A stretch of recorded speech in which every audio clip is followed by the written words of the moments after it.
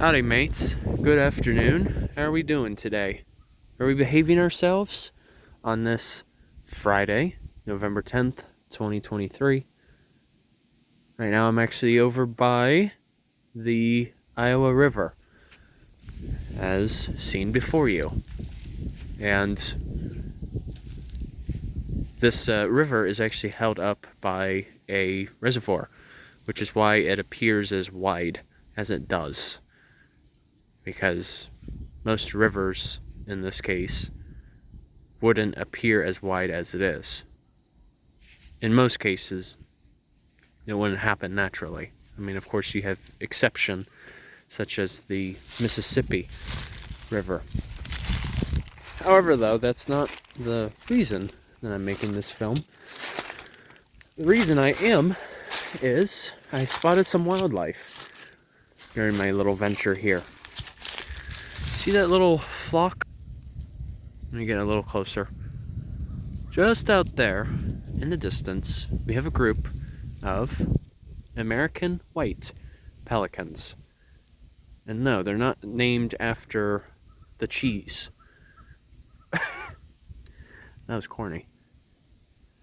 Anyway, the American White Pelican, there are there's quite a few different species of pelicans throughout the planet, but American White Pelicans are notably the largest known species.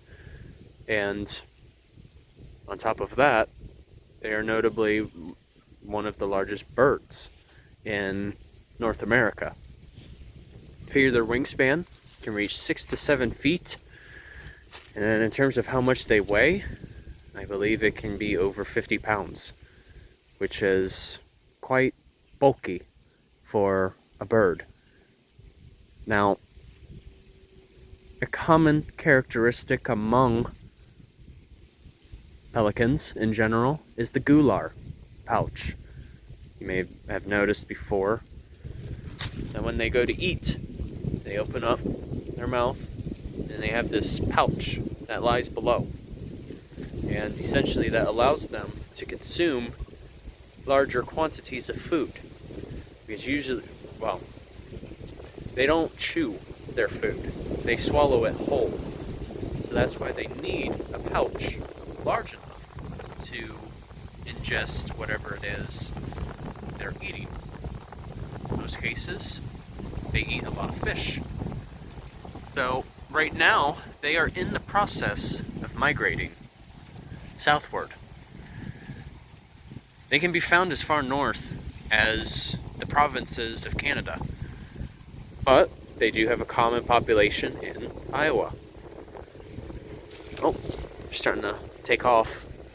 We've got a boat passing by.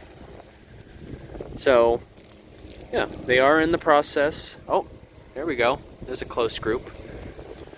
They're going to start making their way south towards the Gulf of Mexico and even parts of Central America, too.